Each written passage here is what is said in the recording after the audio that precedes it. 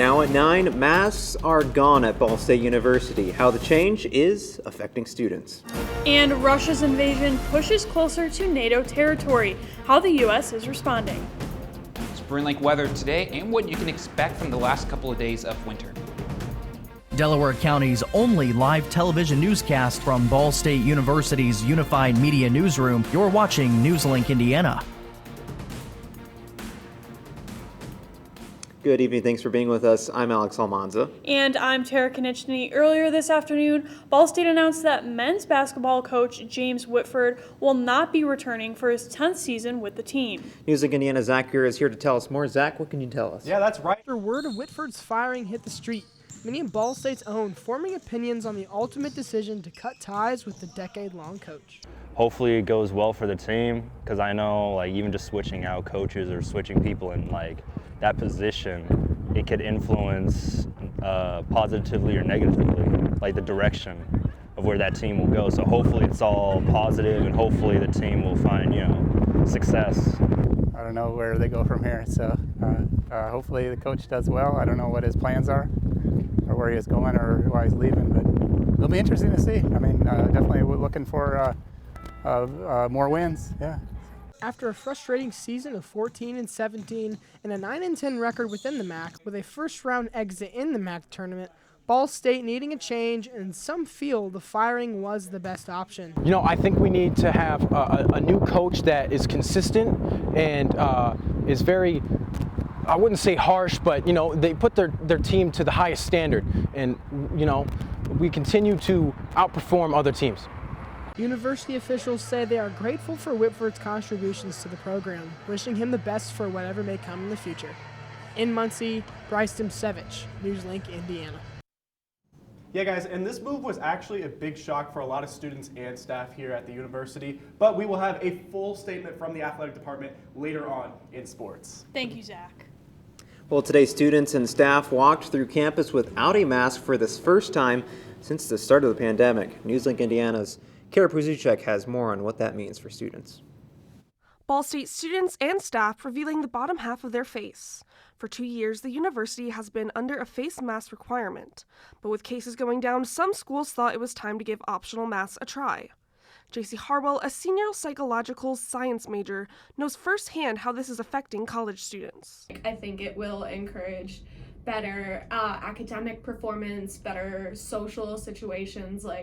People felt like they couldn't go back to some of their normal routines because the masks were still there, but I feel like we can start to kind of go back to a more before COVID life. College students are not the only ones seeing the change. Students of all grade levels are taking off their masks, including Burris Laboratory School, which is K through 12.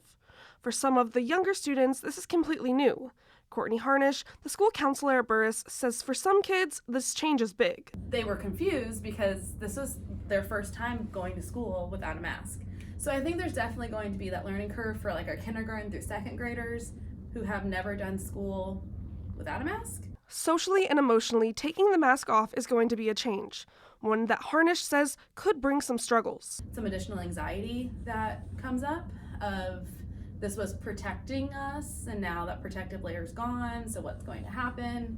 And also there's that social piece of it of who's wearing masks and who isn't. I think that will die off in a little bit, but I definitely think it's there.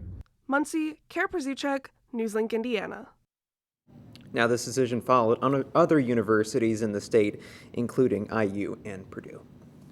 Now, some big news involving COVID-19 research that could affect you and your family. Pfizer says you might need another booster.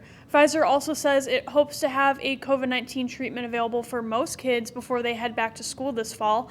It would be a version of its antiviral pill, Paxlovid. Right now, it's only approved for those 12 or older who are at high risk of serious infection. This comes as the U.S. is now starting its third year of the pandemic. This time 2 years ago, from the declaration of the pandemic, from the school closures on March 13th, from our first case on March 14th, our closure for St. Patty's Day that we announced on the 16th. This work to advance vaccine and treatment options follows as former President Barack Obama says he's tested positive. So have several House Democrats who went on a retreat last week. Now, Costco is getting ready to drop its senior hours. This special operating schedule began just over 2 years ago due to the COVID-19 pandemic. Members over 60 years old, first responders, and healthcare workers were given the chance to shop without the general public. Now, Costco officials say the schedule will return to normal on April 18th. Well, I hope what else turns back to normal is the weather. It's looking like warm temps. Yeah, I didn't have to wear a coat today. It was fabulous. Nope. I'm finally feeling spring. Yes. Adam, what can you tell us about the weather? Yeah, it for sure felt like spring today. Saw a lot of hammocks outside across campus, and it's still feeling like that. Currently 56 degrees, winds a little bit on the lighter side, and we're not just feeling that here in Muncie, also across the area, as well as our 56 in Muncie, a little bit cooler up into Fort Wayne, 53 down to Indianapolis, 57 into Bloomington, and 54 over into Lafayette. Now, that was all thanks to the sunshine that we saw today, but however, I am tracking some clouds over northern Indiana, as well as some showers and clouds moving into Illinois. These will move into the area over the next couple hours, but expect to see temperatures remain fairly similar over the next couple of days. Back to you too. Clouds are not, warm is definitely good. Thanks, Adam. Russia is expanding its offensive to the western part of Ukraine and striking regions closer to NATO member territory. All Russia denies reports that it asked China for assistance. According to local authorities, Russian missiles hit a large military base near the western city of Lviv, killing at least 35 people and leaving more than 130 injured. Now, the attack was not far from Poland, drawing the war even closer to the borders of a NATO country. Russian forces also opening fire on 2 American journalists, killing one while wounding the other.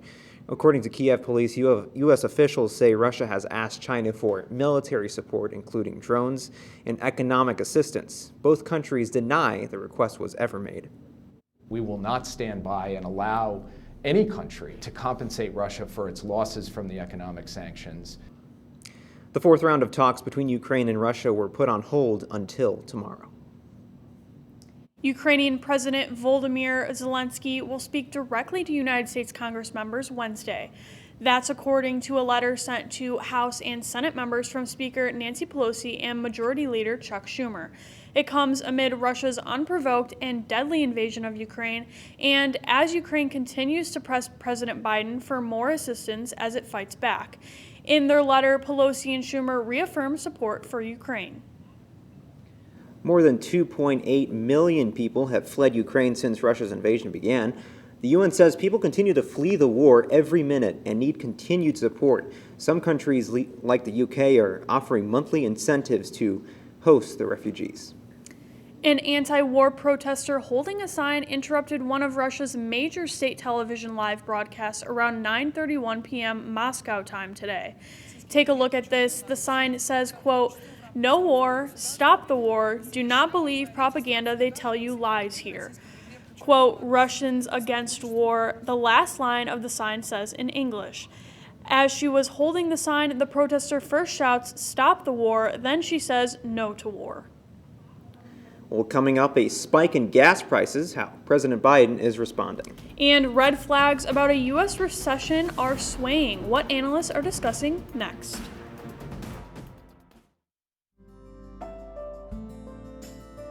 Riding the bus is an easy thing to do. Last year, we carried 60,000 riders from the Ball State area. 50,000 of those were students.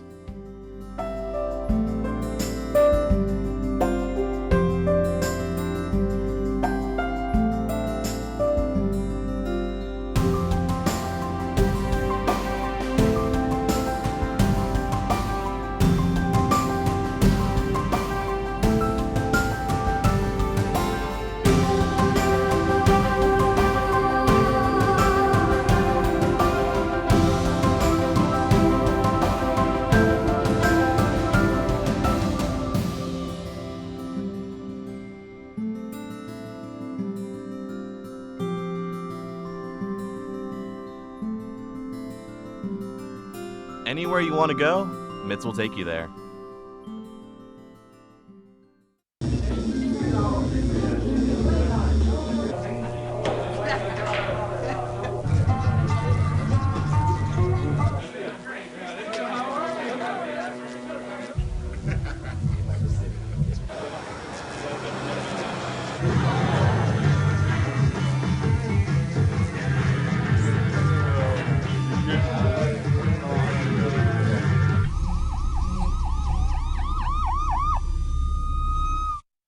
So, I just moved in with his family, and it's embarrassing. The little one, he likes to go outside and crawl around in the giant litter box. I don't know what he's doing. I mean, I was born and I knew how to use the litter box. Look at that! That's disgusting! Oh, poop already! You're making me nervous. Oh, okay, I can't look at this anymore. I really hope he grows out of this, for his sake. Welcome back. Gas prices are still soaring across the U.S. The average price for a gallon of gas today was $4.32. Although the U.S. barely uses Russian oil, Moscow's invasion of Ukraine is still a major factor. Russia is one of the world's biggest oil suppliers, and lower supply affects global prices. Big part of that reason is Putin began amassing troops along the border and then crossed. And guess what? The world took notice. The market anticipated. Prices went up. And then Putin invaded. Make no mistake, the current spike in gas prices is largely the fault of Vladimir Putin. With the conflict abroad intensifying, experts say price increases won't be stopping anytime soon. Americans need to go into conservation mode and cut our consumption to improve the situation. There's no other way around it. Drivers feeling the pain at the pump, Uber and Lyft users are about to see a gas surcharge on their bills to offset record high gas prices. Uber's surcharge will apply to rides and Uber Eats deliveries starting Wednesday. The money will go directly to drivers. You can expect to pay up to 45 cents on each Uber Eats order or up to 55 cents per ride. Uber says they will reevaluate the charge in 2 months. Lyft has not said how much their surcharge will be. For both companies, the only city with an exception is New York City. There may be some hope, though, for gas prices to fall. Oil prices in the U.S. did return to two-digit territory today. The cost of a barrel fell more than 8% down to $99.76. It's the first time oil has dipped below $100 since March 1st. Traders say today's drop came largely from COVID-19 lockdowns in China and possible progress in the talks between Ukraine and Russia. Analysts say this sell-off may lessen fears of an energy-based recession in the U.S. Now, red flags about a U.S. recession are swaying. Analysts are worried about the flattening of what they call the yield curve. Now, the yield curve is a difference between short-term government bond yields and other bond rates like the 10-year Treasury. As the spread drops, investors often get concerned that the short-term rates will rise above long-term yields. Historically, inverted yield curves often precede recessions, as they did in the year 2000, 2007, and 2019. Well, there's plenty more to get to on Newslink Indiana, but first, a quick look at your weather. Well, only a couple more days left of winter, but it's already starting to feel like spring. All that coming up after the break.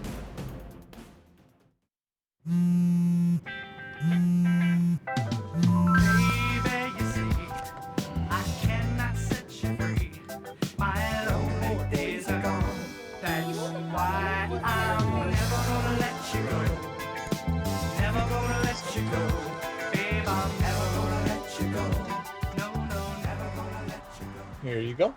Thank you. Thank you.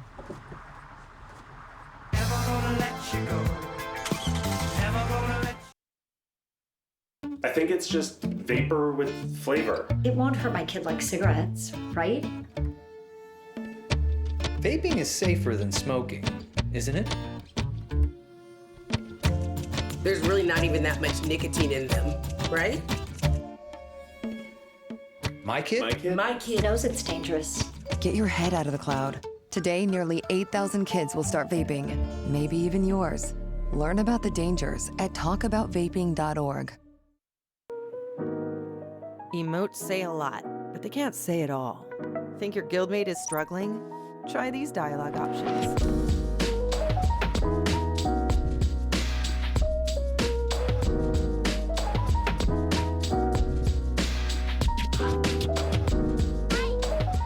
Go beyond emotes.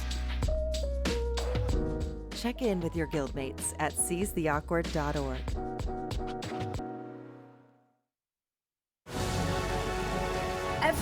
Every day. Millions of people are connecting. And even though we're overcoming obstacles, watching each other's backs, and banding together. we should still make an effort We should still make an effort. to get to know each other. On a deeper level. Father, Cosplayer, Mentor. actor. it's time we take a step forward It's time we take a step forward. Come together. and discover How accepting our differences can make us stronger. Welcome back. The time is now 9:15 and you're taking a live look at campus. And Alex, today was just absolutely beautiful out. I think this is my favorite weather. Not Yeah. too cold, not too hot. No, but I think I'm ready to put away that jacket. Yeah. Adam, can we see that warm temperatures? Put away that jacket?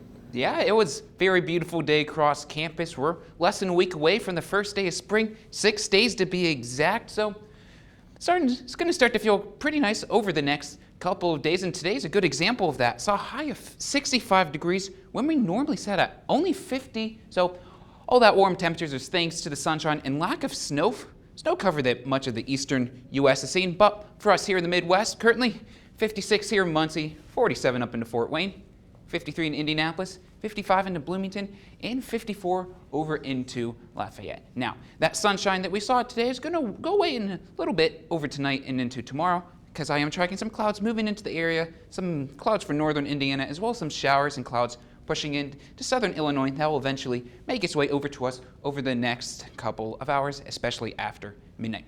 Tonight, dropping down to 46 degrees under mostly cloudy skies, but as those clouds begin to roll in, I am tracking a couple showers pushing throughout the area, especially after midnight, before lunchtime tomorrow as well. But expect to see most areas will remain dry, but you can't rule out a shower or two. Now, with this beautiful weather over the next couple of days, here's what I'm expecting to see over these next couple of days. Dry conditions, especially once we see that rain move out early tomorrow morning, as well as a mix of clouds and sun. But what we're all hoping for is those mild to warmest spring-like temperatures that we're going to see for much of this week. Tomorrow, another beautiful day as well, but starting a little bit on the chillier side, 47 degrees as you head out the door. So grab sweatshirts, grab a light jacket, not super heavy, but you will need something for those earlier morning hours.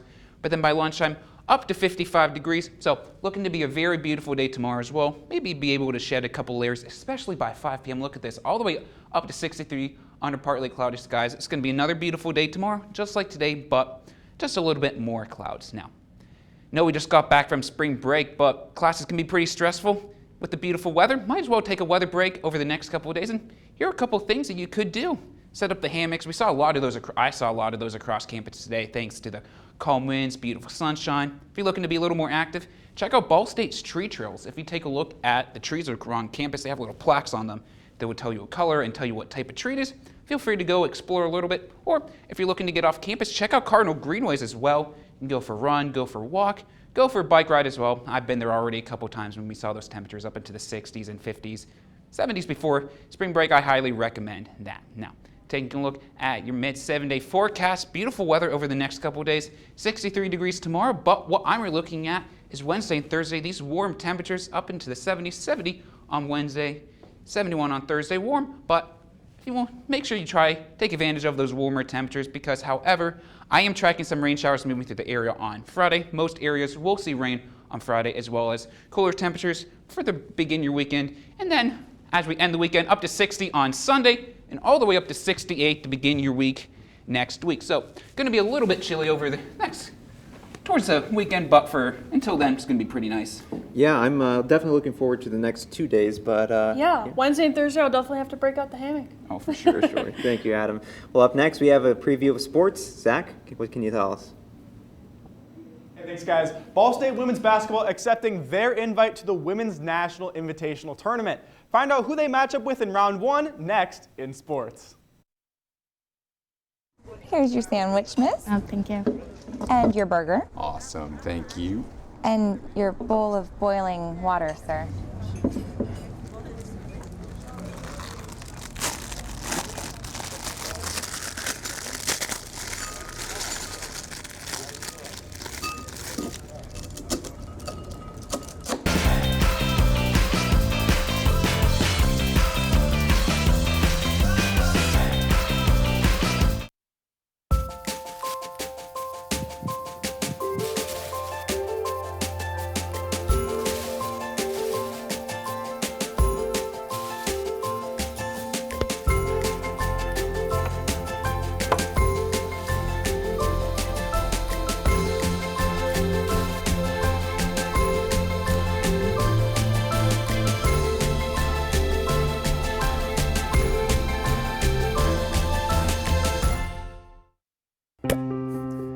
After retiring from the NFL, I've been able to spend a lot more time coaching my daughter's basketball teams. It's something I love to do.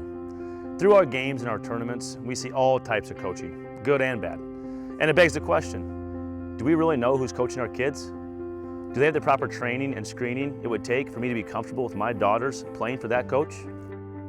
Our Youth Basketball Association made the decision to use trusted coaches to screen and train all of our coaches. I'm a trusted coach. Are you? So if one cat has 4 kittens who reproduce every 6 months, how many cats will there be in 5 years? Who's got it? Is this... What is that? Seriously? Who threw that? Cats are terrible at math, but they sure do multiply. Please spay, neuter, and adopt. The solution is 10. Welcome back to Newslink, Indiana. I'm Zach Greer with sports. Ball State releasing an official statement following the announcement that men's basketball coach James Whitford will not return for a 10th season. Ball State Athletic Director Beth Getz stating, quote, James restored respect into the program, made the state of Indiana a recruiting priority, and represented the Cardinals with integrity, end quote. Under Whitford, the Cardinals had an overall record of 131 and 148 with a 69 and 93 conference record. Ball State says that they are currently in search of a new head coach. Keeping things on the hardwood, women's basketball accepting their invite into the Women's National Invitational Tournament. Ball State will be attending their 7th WNIT in 10 years under 10th-year head coach Brady Salley. This isn't the Cardinals' first rodeo in the tournament. They are 6-9 historically in the WNIT, and in 2018, Ball State was able to make it out of the first round, and a Sweet 16 appearance in 2013. The Cardinals will enter this tournament with a 20-12 record and 11-8 conference record, coming off a loss in the MAC championship to Buffalo, which interrupted a 4-game win streak. Ball State will be taking on Marquette in the first round of the tournament in Milwaukee, Wisconsin on Wednesday at 8 o'clock. Now transitioning over to the Diamond, Ball State baseball taking the field in Muncie for the first time on Sunday, beginning a 4-game stint. The Cardinals taking on Mid-American Conference opponent, the Eastern Michigan Eagles, in 2 back-to-back matchups on both Sunday and today. Ball State going 2-0 on Sunday, defeating the Eagles 2-1 in the first game at noon, then 6-4 in the matchup immediately after. In today's contests, the Cardinals and Eastern Michigan splitting games as Ball State falls 2-4 in the first matchup. The Cardinals regaining composure and really getting into their offensive groove, following up the meeting, scoring 11 runs to the Eagles' 8. Ball State takes the mound once again this Friday as they prepare for another 4-game stint with the Bowling Green Falcons at First Merchant Stadium with the first pitch at 3 p.m. Now let's take things over to the green. Ball State women's golf traveling to Florida to compete in the spring break shootout. The Lady Cardinals facing off today and tomorrow in Dade City, Florida against Florida Gulf Coast. This will be Ball State's first taste of action in over 2 weeks, with their last matchup in Arizona for the Rio Verde Invitational. After day 1 of competition, Liz Kim leading the Cardinals and tied for 13th overall in the event. Their next matchup will take place March 28th at Southern Illinois for the Diane Daughtry Invite. Now let's keep things on the links. Ball State men's golf traveling to Grand Canyon University for the GCU Invitational today. The action began today and will wrap up tomorrow afternoon. This is the first time back since their last tournament March 1st, when they finished 3rd at the Dorado Beach Collegiate. The GCU tournament includes 22 other teams that Ball State will be competing against from around the country. The Cardinals matched up against Cal State Fullerton and Drake this afternoon for the first 2 rounds. And finally, taking things back over to the courts, as the Ball State community was on spring break, men's volleyball earned great success. Ball State beginning the break with a 3-1 victory over the New Jersey Institute of Technology in Newark, New Jersey. After winning the first 2 sets, the Ball State sweep was interrupted, going into the final play, going into extra with a final score of 30-28. However, the Cardinals closed out the 4th set with a win. This past Saturday, Ball State stayed in New Jersey when they took on Princeton. Coming off the win, the Cardinals were able to sweep the Tigers in 3 sets. And guys, a lot of different Ball State teams played over spring break. What did you guys do for spring break? Any fun plans that you guys had? I just relaxed and chilled with my dogs. Alex, what about you? I went down to Nashville. It was actually not bad. So how was that? Not a bad drive. Actually, really good. So. Awesome. Thank you so much, Zach. Thank you, Zach. You could soon be the owner of a very famous tin can from The Wizard of Oz. How you can get a hold of the item after the break.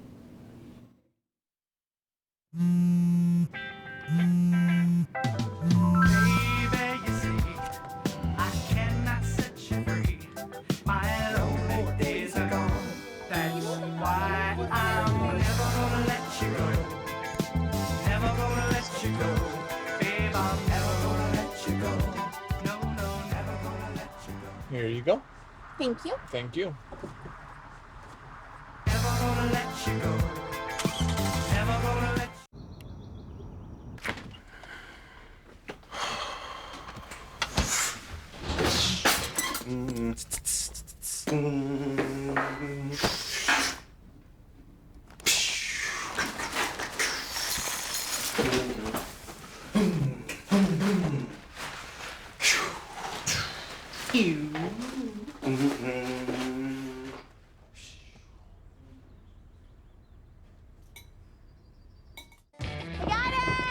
Hi. Can you help me? I got it. Thank you. No problem. Just like the rules to surviving Zombieland, there are steps you can take to be prepared for an emergency. It's the right thing to do. Talk with your family to make a plan. Look for safe areas to meet up if separated. And stock up on supplies. It's never too early to get prepared, so start now. Right now? Right now. You can't predict emergencies, but you can be ready. You're welcome, America. Visit ready.gov today to learn more. Jordan knows he shouldn't eat this entire bowl of nachos, but tonight he's earned that right. Because a few hours ago, in the middle of happy hour, he recognized a sign. Not from the gods or a bolt of lightning, but from a double heart, a kissy face, and a fourth ha in ha ha ha. That's when Jordan knew he was buzzed. So when it was time to go, he got a ride home instead of driving. Be a legend like Jordan. Recognize your buzzed warning signs and get a ride home. Buzz driving is drunk driving. Welcome back. It's time for Anchor Pick. It's an impromptu show for a group of children. Students at Crossroads Church in California were a receptive audience as Placer County's Honor Guard drummers rehearsed for a swearing-in ceremony last week. Now, the students danced and cheered as the drummers practiced their routine. The sheriff's office says the drummers were well prepared for the ceremony, and they say it's because of the confidence boost from these children. If he only had a heart. The Tin Man finally got his heart thanks to the Wizard of Oz. But don't forget, he also has his trusty oil can. And now you can too, if you have a lot of money to spare. One of multiple oil cans belonging to the Tin Man, played in the 1939 film by actor Jack Haley, is up for auction. It's all a part of the Artifacts of Hollywood and Music collection with GWS Auctions. The oil can is thought to be the last original item from the Tin Man's iconic costume. Opening bids will start at $50,000. The rest of the Tin Man's iconic silver-hued costume is thought to be lost. But maybe for this piece, there's no place like your home. And a new celebrity will be joining the next Blue Origin flight. This will be the New Shepard mission's 4th human flight, according to a source. The flight is scheduled to launch March 23rd from Launch Site 1 in West Texas. Warm is what it's looking like. Yeah. Just a little bit of rain, but I think we can deal with that, Yeah, right? for sure. Let's take one final look at that weather. Adam, what's it looking like again? Yeah, very beautiful over the next couple of days. Warming up into the 70s on Wednesday and Thursday, but like you said, rain on Friday with a chance of cooler temperatures Friday and Saturday, right back up into the 60s on Sunday, and a nice start to your week on Monday with a high of 68. Awesome. Well, thank you, Adam. That's all tonight for Newslink Indiana. Be sure to join us again tomorrow night at 9, streaming live on the Newslink Indiana Facebook page. And for news anytime, anywhere, go to ballstatedaily.com. We'll see you back here tomorrow night.